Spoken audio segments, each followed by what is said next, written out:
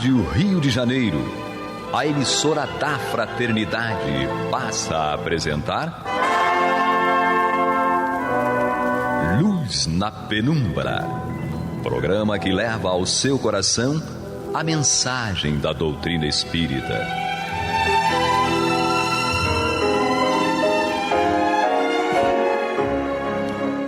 E com vocês, André Afonso Monteiro, para o estudo do livro A Gênese, da obra codificada por Allan Kardec. Olá, amigos da Rádio Rio de Janeiro, amigos ouvintes, amigos internautas. Sejamos todos bem-vindos ao nosso programa Luz na Penumbra, em que nós estamos estudando o livro A Gênese de Allan Kardec.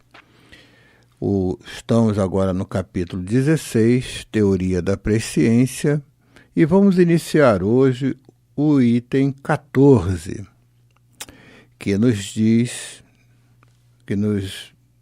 traz dessa forma.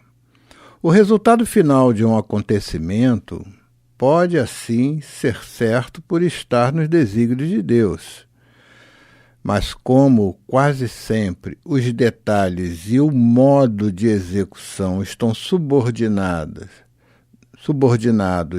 às circunstâncias e ao livre-arbítrio dos homens, as sendas e os meios podem ser eventuais. Se for de utilidade que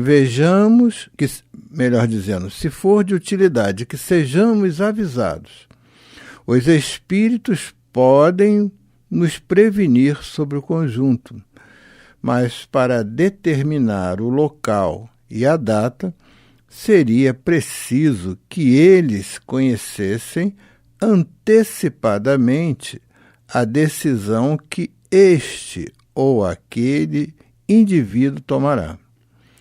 Ora, se essa decisão ainda não estiver na mente do executor, conforme ela seja, poderá apressar ou atrasar o desfecho, modificar os meios secundários de ação, tudo chegando ao mesmo resultado.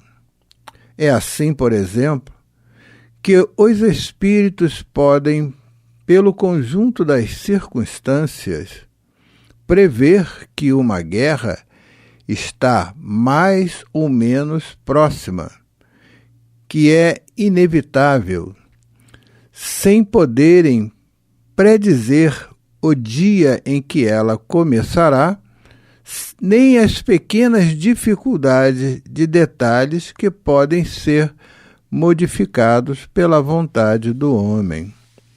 Pois bem, aqui no item 14, sobre a questão da presciência, né, da pré-ciência de acontecimentos, né, sobre a questão do futuro dos acontecimentos, como esses acontecimentos irão se desenvolver, e tem uma questão importante que deve ser levada em conta, que é a questão do livre-arbítrio dos homens, né?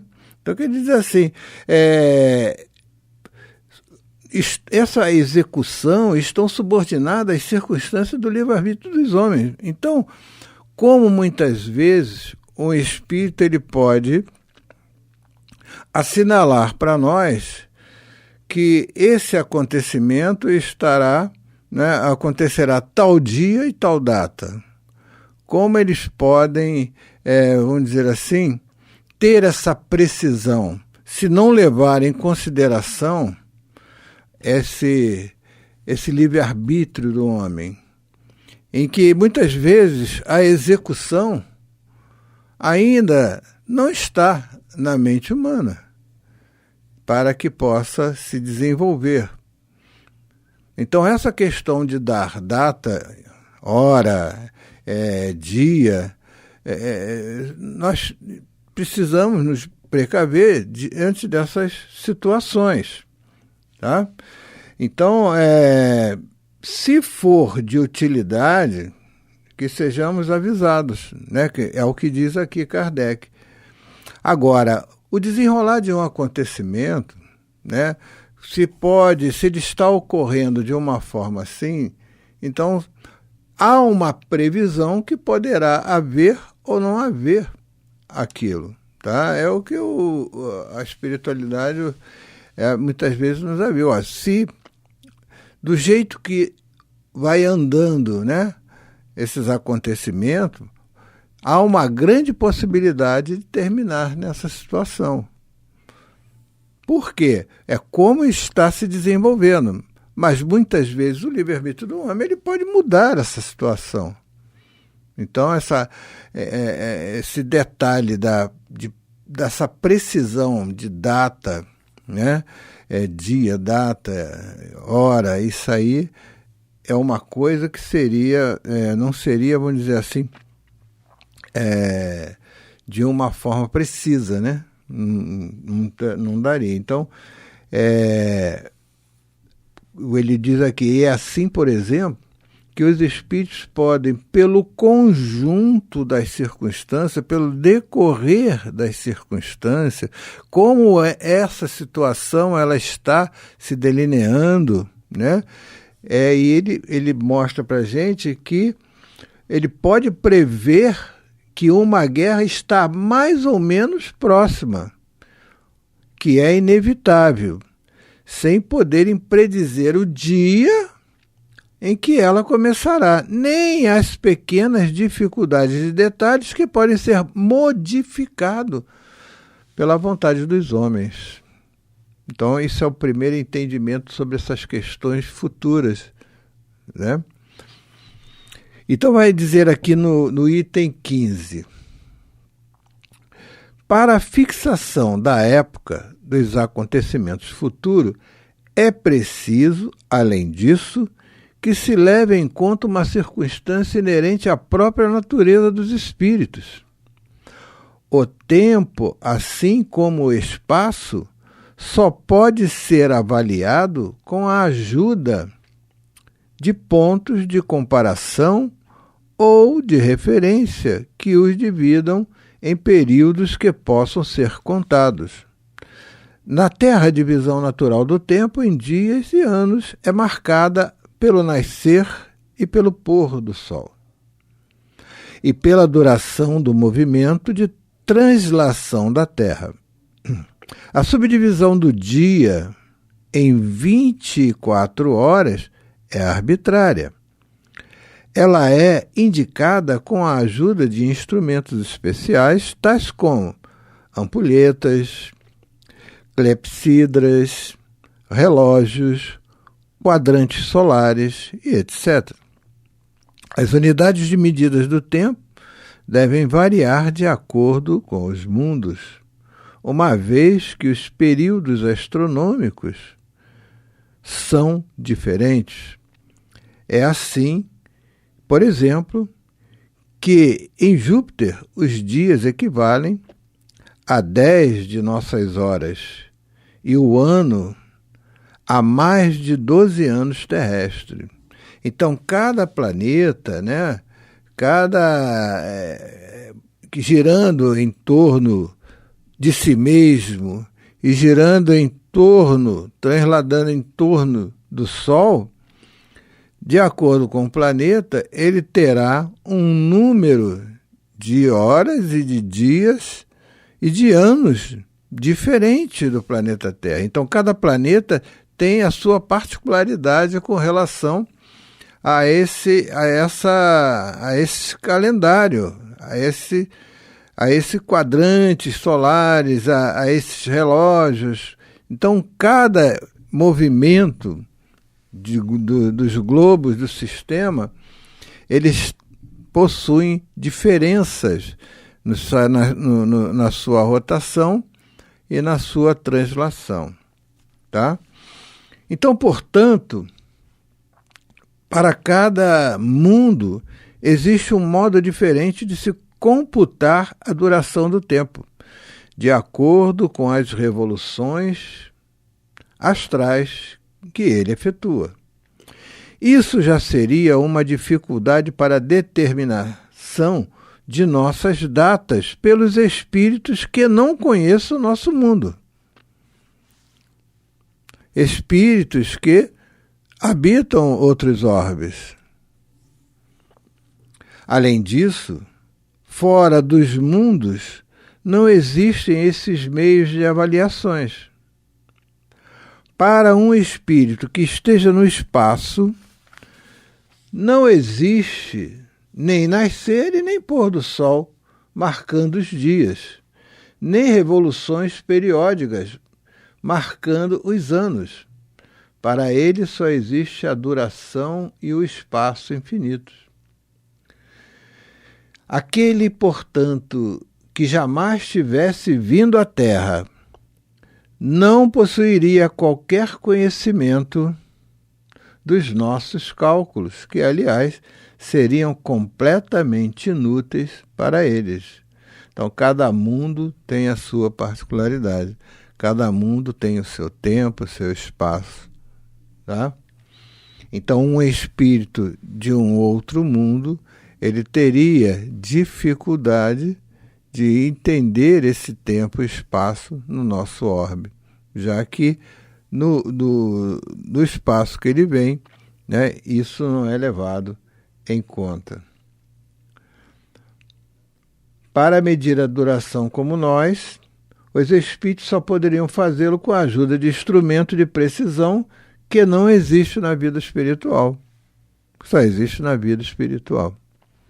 Então, entretanto, os espíritos que compõem a população invisível do nosso globo, onde eles já viveram e onde continuam a viver no meio de nós, estão naturalmente identificados com os nossos hábitos, dos quais conservam a lembrança na erraticidade. Então, esses espíritos que compõem a nossa população invisível, né? A nossa humanidade espiritual, né? Dos desencarnados que estão habituados, né, com o nosso meio, né? Então, naturalmente, mais identificados aos nossos hábitos, eles conservarão essas lembranças na erraticidade. Então, ele vai dizer assim tem menos dificuldade do que os outros para colocarem sobre o nosso ponto de vista, ao que concerne aos usos terrestres. Então ele diz aqui para a gente, Kardec, na Grécia eles calculam pelas Olimpíadas, em outros lugares por períodos lunares ou solares, segundo os tempos e os lugares. Então, eles poderiam, por conseguinte, determinar com mais facilidade uma data para os acontecimentos futuros quando a conhecem, mas, afora o fato de que isso nem sempre lhes é permitido, eles se veem impedidos, melhor dizendo, porque todas as vezes que os detalhes estão subordinados ao livre-arbítrio, e a decisão eventual do homem, a data precisa realmente só existe quando o fato aconteceu. Então, essa precisão da data só vai existir quando realmente o fato aconteceu, quando esse fato ele se delineou de forma, né, dentro do livre-arbítrio humano, em todas essas circunstâncias de tempo, espaço e tudo, e aí sim, ele consumando-se, isso na sua hora e no seu devido tempo.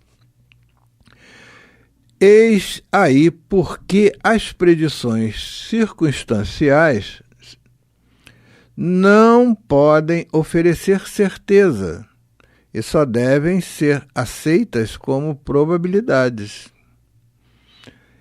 mesmo que não tragam com elas o cunho da legítima suspeita. É por isso que os espíritos realmente sábios nunca predizem nada com épocas determinadas. Eles se limitam a nos prevenir sobre sequência dos fatos que nos seja útil conhecer.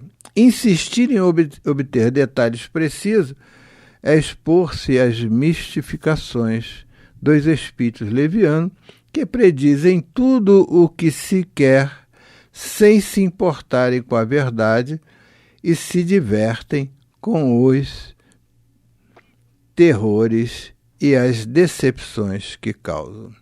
Então nós estamos aqui diante de uma assertiva da espiritualidade nesses ensinamentos, nos mostrando o cuidado que devemos ter com esses espíritos que se mostram como pseudo-sábios, que sabem tudo e que podem predizer tudo o que quer e bem entende. Então que nós, através do conhecimento, através da nossa prática, na nossa vida mediúnica, do nosso trabalho, que nós saibamos de verdade, né, distinguir essa realidade que de repente pode nos levar a acontecimentos decepcionantes. Bom, amigos, nós estamos aqui no programa Luz na Penumbra, estudando o livro A Gênese de Allan Kardec.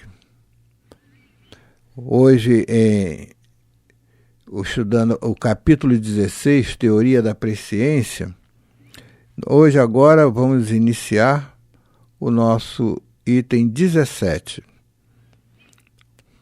Então, que estejamos agora unidos aqui, amigos ouvintes e internautas, para darmos prosseguimento ao nosso estudo. No item 17 do capítulo 16 da Gênese, Teoria da Presciência, ele nos diz, dando continuidade, é claro, sobre as questões do tempo, do espaço, das horas marcadas pelos espíritos e o cuidado que devemos ter com a leviandade, né? No item 17, Kardec vai trazer para nós, até agora, as formas mais geralmente empregadas para a predição, faz delas verdadeiros enigmas, frequentemente indecifráveis. Essa forma misteriosa e cabalista da qual Nostradamus nos ofereceu o tempo mais completo, lhes dá um certo prestígio aos olhos do homem comum, que lhes atribui tanto mais valor quanto mais incompreensíveis elas são. Pela sua ambiguidade, essas predições se prestam a interpretações muito diferentes, de tal sorte que, conforme o sentido atribuído a certas palavras alegóricas ou convencionais, conforme a maneira de efetuar o cálculo bizarramente complicado das datas e com um pouco de boa vontade, encontra-se nela quase tudo o que se queira. Ele faz menção aqui sobre Nostradamus, né? Sobre as suas predições de Nostradamus, e dá como exemplo, e muitas vezes, embora enaltecida pelo homem comum, né?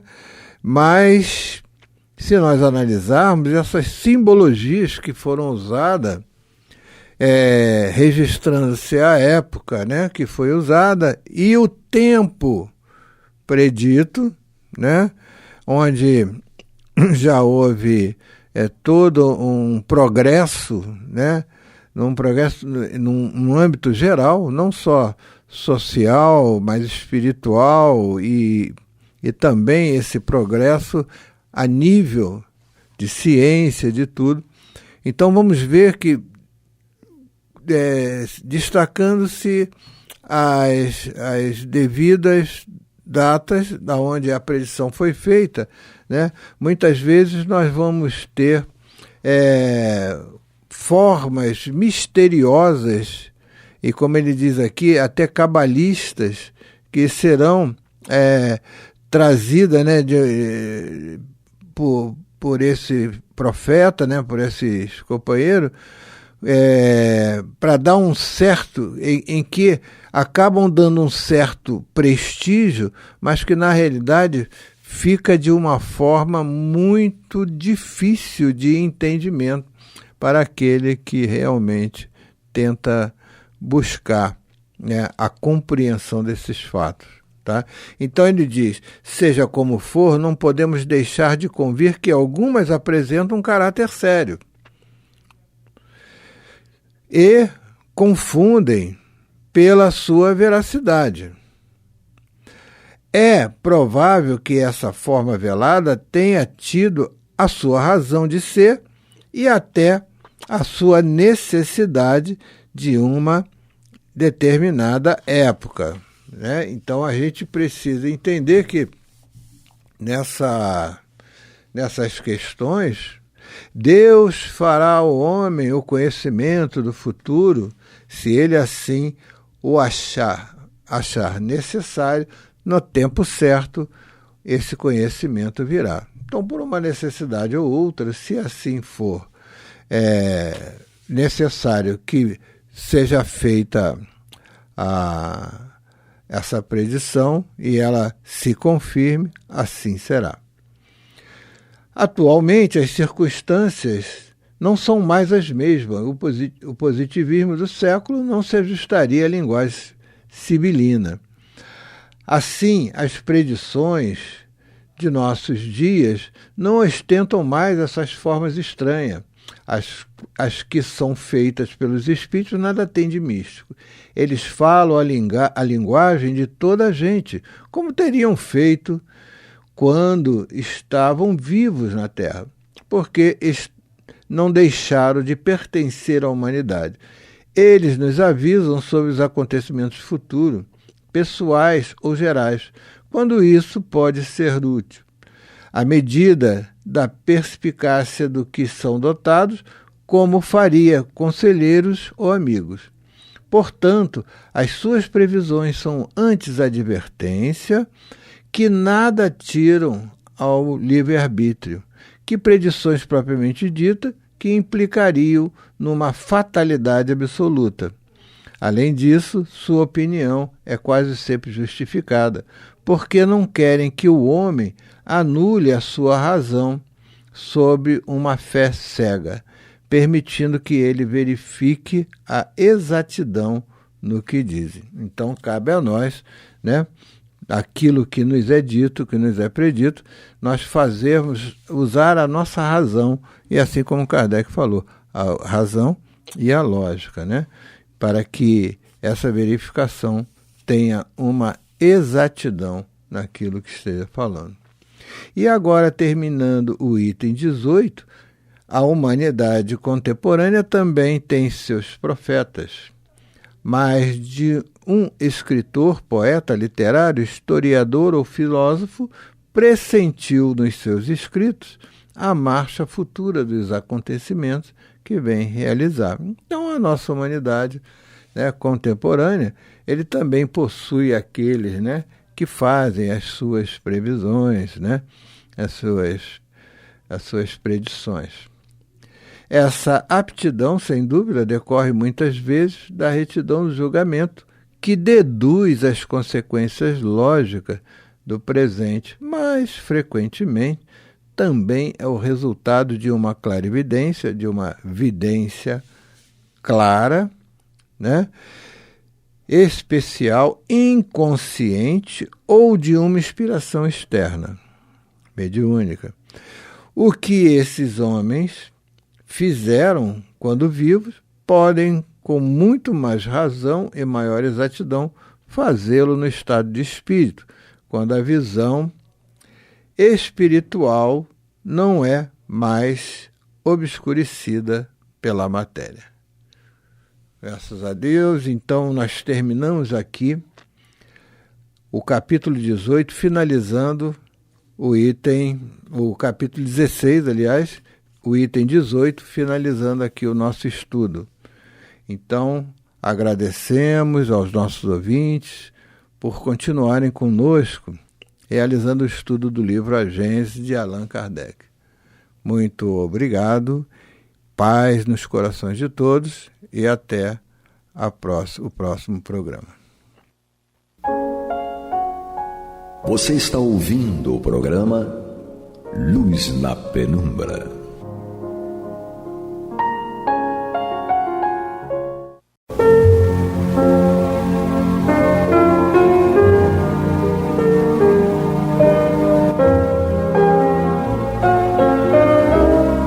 A Rádio Rio de Janeiro está levando ao seu lar e ao seu coração a mensagem consoladora da doutrina espírita, através do programa Luz na Penumbra.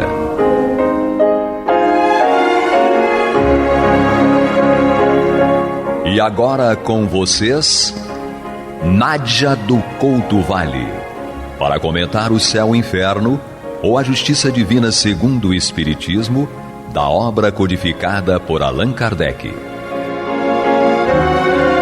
Que a paz de Jesus permaneça conosco, hoje e sempre.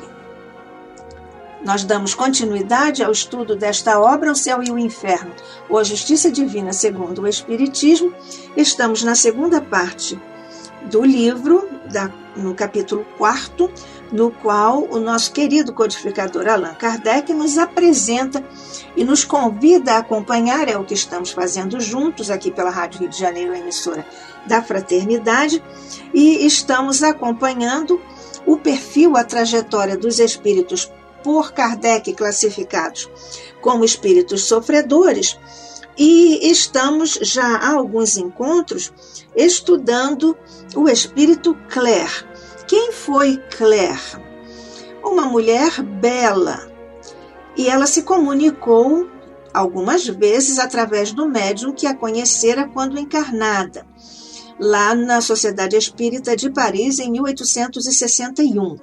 O espírito Claire está em tormentos em função da sua conduta, do seu caráter exagerado, o seu orgulho exagerado, o egoísmo também. Isso está patenteado na terceira das comunicações de Claire.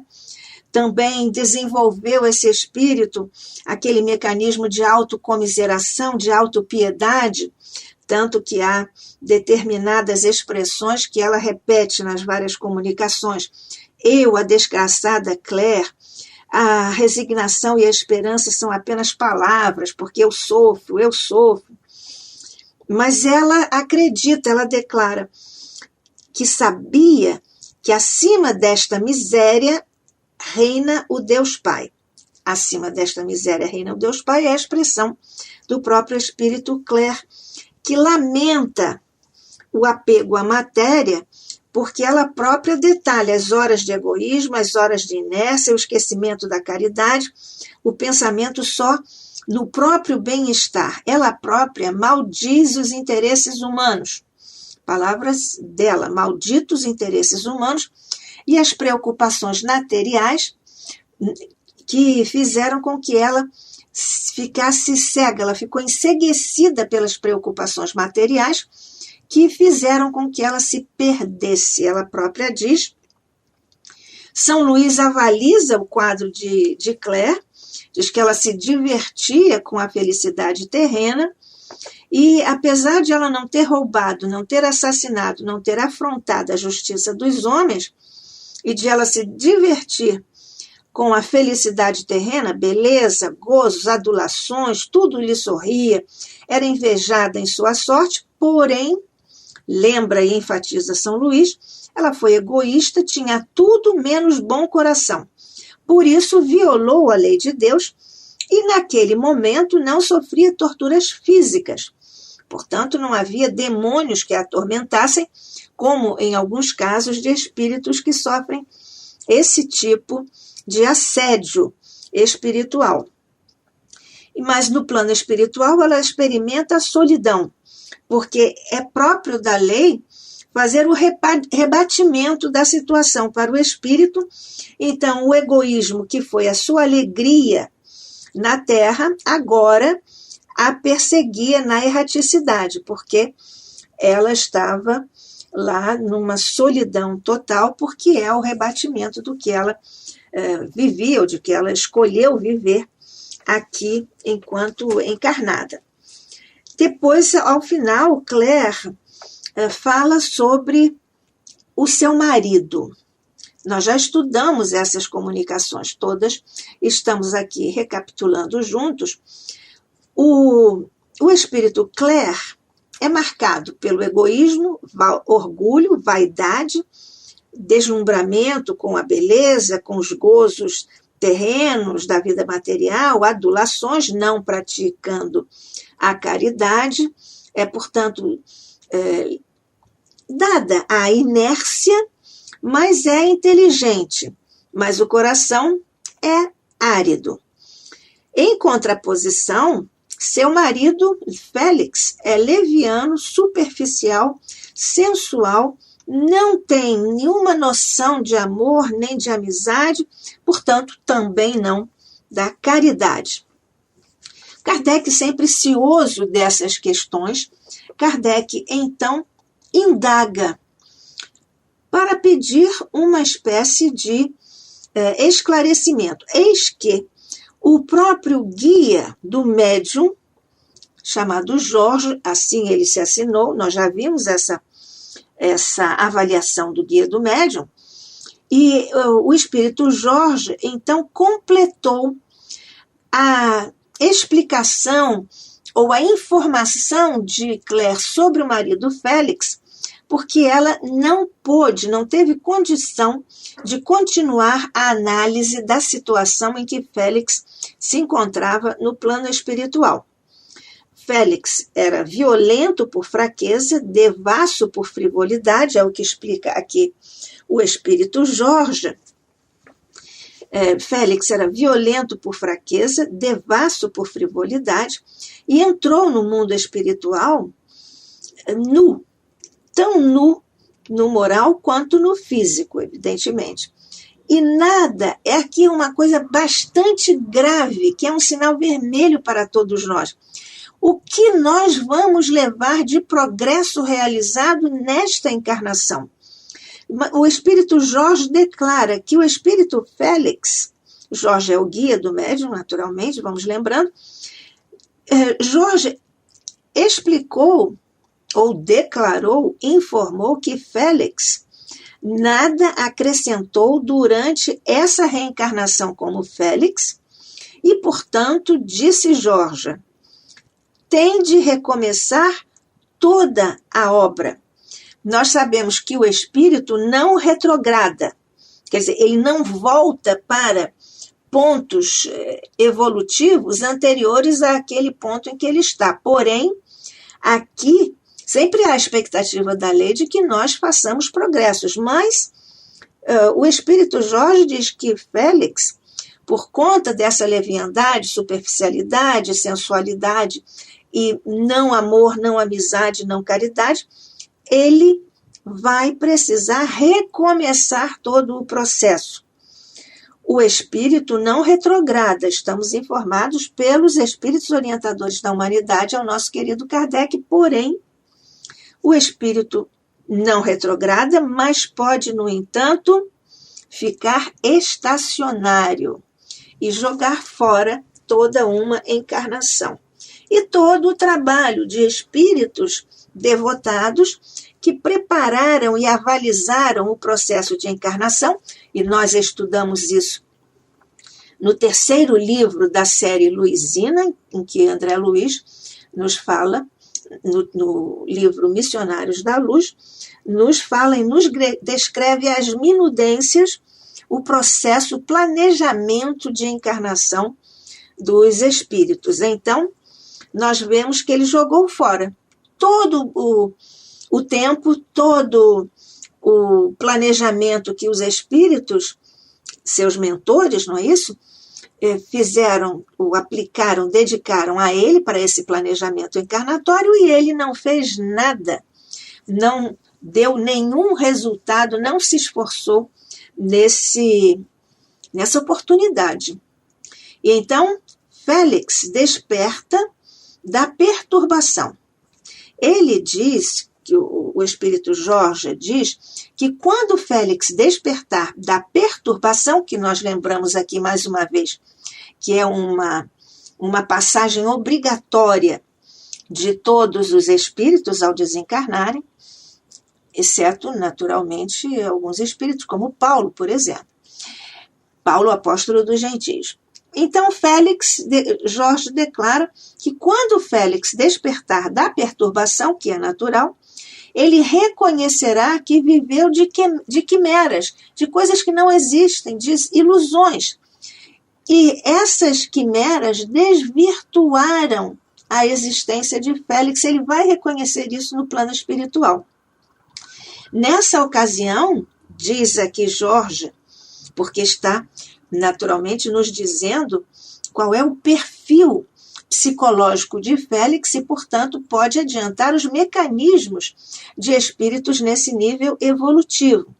Então, ele diz que quando Félix despertar da perturbação, ele também vai maldizer o materialismo, porque nós sabemos que o materialismo deixa um vácuo na realidade, ou na nossa percepção da realidade, e, portanto, ele vai condenar também o positivismo, cujas ideias do futuro são como desvarios, crença em Deus é fraqueza, segundo Félix aqui, segundo o espírito Jorge. Nós lembramos que o positivismo é a corrente mais forte de pensamento, corrente de pensamento de filosófico mais forte na época de Kardec, junto com o materialismo, mas o positivismo não é em si, na essência, materialista, mas os seus princípios, as suas características propiciam o caminho e até a crença no materialismo. Então, é sob essa perspectiva que nós vemos a dificuldade que aguarda o espírito Félix nessas contradições que viveu. E o espírito Félix também diz que, quanto a Claire, é um espírito muito inteligente, mas de coração árido.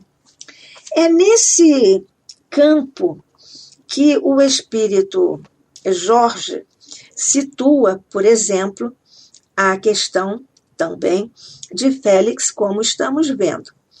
E ele diz, a esse respeito, o espírito Jorge, finalizando a resposta que deu à pergunta de Kardec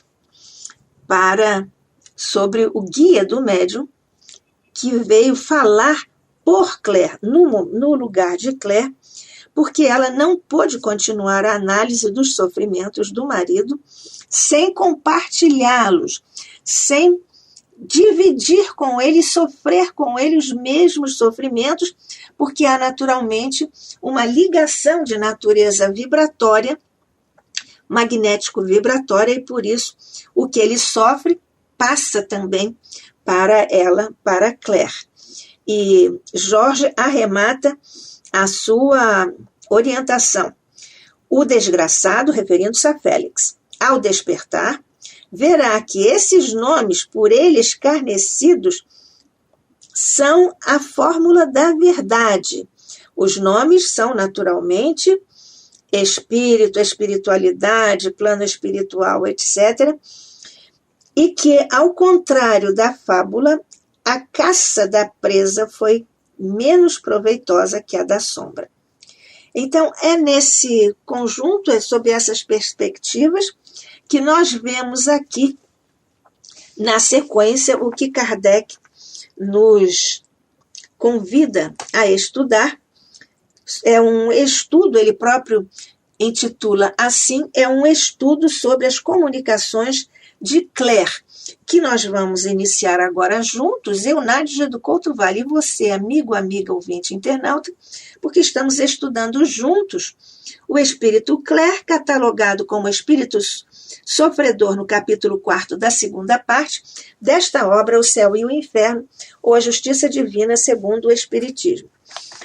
Por que essas comunicações de Claire? Naturalmente, nós fomos vendo porque as comunicações de Claire foram levadas à Sociedade Espírita de Paris em várias oportunidades, e ao longo dessas comunicações, nós já estudamos isso, nós vimos como a percepção e até o nível de compreensão do espírito Claire foi se alterando, de modo que ela já tinha uma compreensão suficiente para entender o seu quadro, entender o quadro de Félix e o que era necessário para que ela pudesse corrigir as suas escolhas na encarnação anterior, como Claire. Então, por que essas comunicações? Essas comunicações de Claire, nós já vimos e dissemos isso ao longo dos nossos encontros, elas são muito instrutivas para nós. É muito rico o depoimento do espírito Claire, porque nos mostram, principalmente, uma das feições mais comuns da vida, a do egoísmo, que é considerado pelos espíritos a fonte, ou, digamos assim, o pai de todos os nossos sofrimentos e de todos os nossos defeitos, porque é porque temos defeitos que nós sofremos. Porque isto está inscrito, está íncito no nosso espírito, porque somos espíritos imortais. Então, dessas comunicações não resultam grandes crimes que atordoam mesmo os mais perversos. Foi isso que Jorge falou a respeito, São Luís falou a respeito de Claire, que ela não matou, ela não roubou, ela não assassinou ninguém, portanto, ela não feriu diretamente a chamada lei dos homens, mas nós sabemos que somos regidos pela lei de Deus, que é perfeita e imutável, e tem previsão para a corrigenda de cada um dos nossos defeitos ou dos nossos desvios de caráter, e, portanto, dessas comunicações aqui, o que nós aprendemos? Que esses crimes que atordoam os espíritos mais perversos não foram praticados por Claire. Ela não foi um grande bandido, não matou, não assassinou, mas feriu a lei de Deus, embora não tenha ferido a lei dos homens. Portanto, aqui nós temos que a condição de uma turba enorme que vive neste mundo, honrada e venerada somente por ter um certo verniz e isentar-se do opróbrio da repressão das leis sociais. Ele diz aqui, o Espírito diz exatamente qual é a condição de Claire. Como ela não matou, não roubou, etc., então ela faz parte de um grupo, segundo as leis sociais, as leis humanas, um grupo de gente honrada e até venerada, respeitada, simplesmente porque ostenta, demonstra um verniz. E, portanto, esse verniz, que é uma coisa superficial, fica isenta da repressão das leis sociais. Portanto, não tem que responder pelas leis sociais. Essa gente não vai encontrar castigos excepcionais no mundo espiritual. É o caso de Claire. Mas uma situação simples, natural e consentânea com o estado de sua alma e maneira de viver.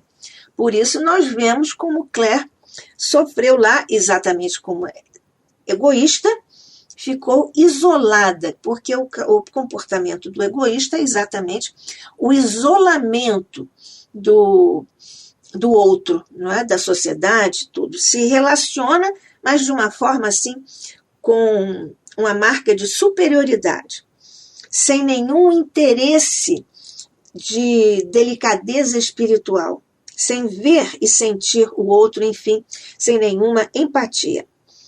O insulamento dessa situação, o abandono, o desamparo, essa foi a punição daquele que só viveu para si.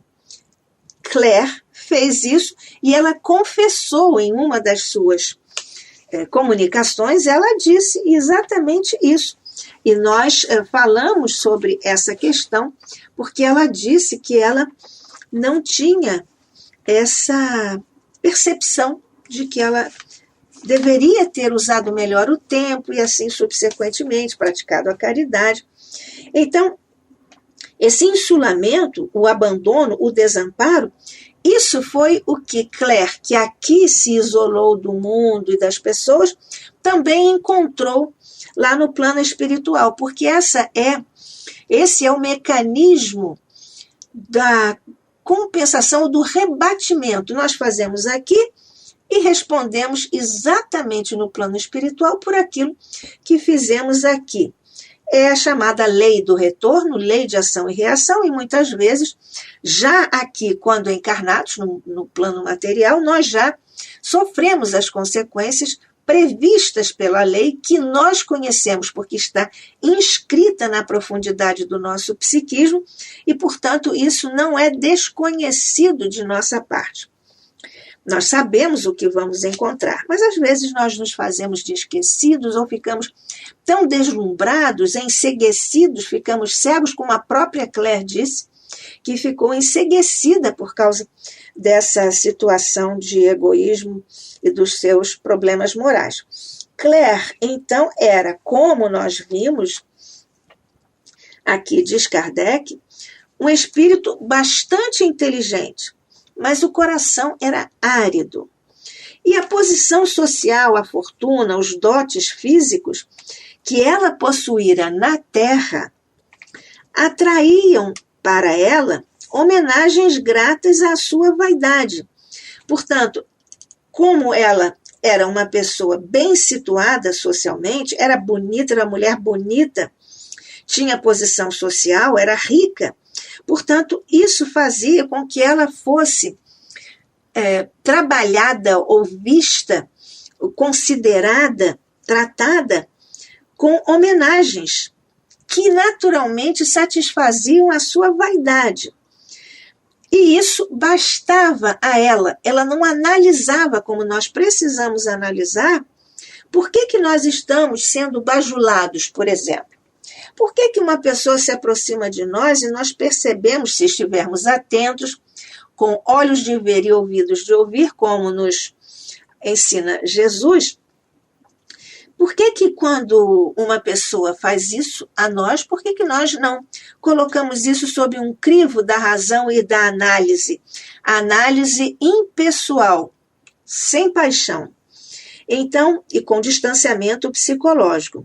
Isso bastava a Claire, a bajulação, as homenagens.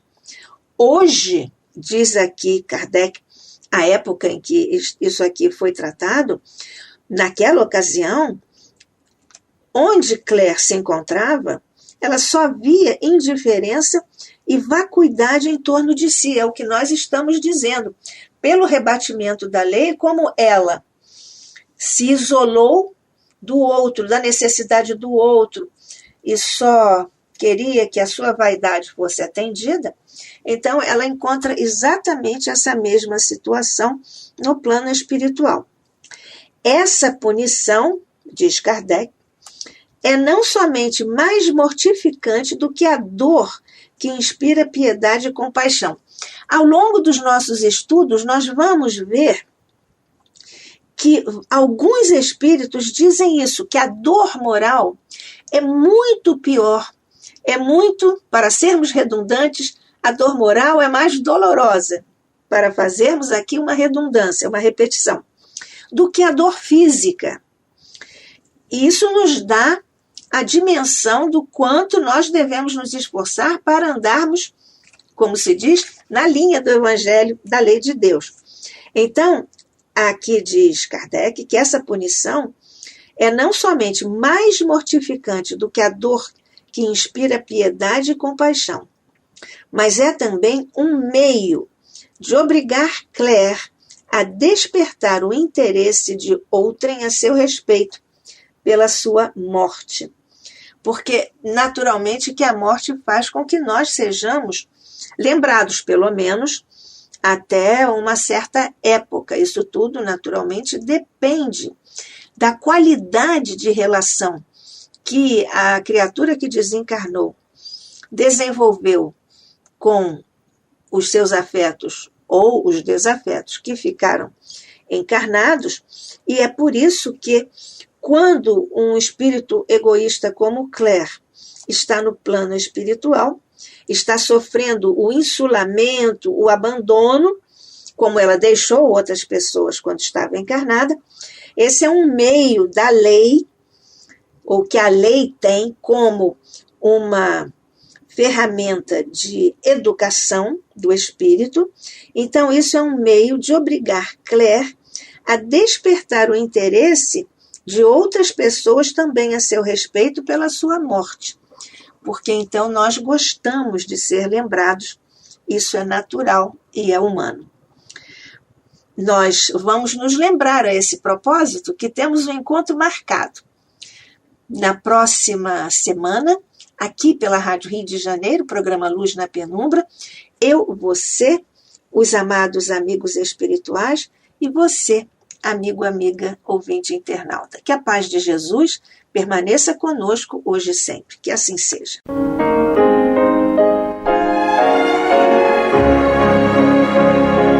E vamos ouvir agora a prece de encerramento de nosso programa, na voz de Geraldo de Aquino. Jesus, dá-nos coragem para a luta, piedade para os insultos e misericórdia para as injustiças e ingratidões. Limpa nossa alma de inveja e ambições mesquinhas, de ódio e de vingança o nosso caminho.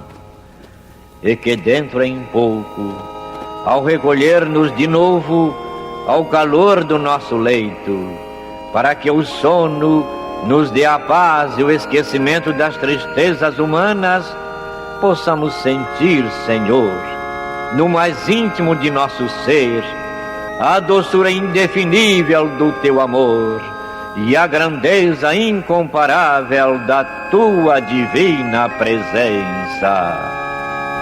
Que assim seja.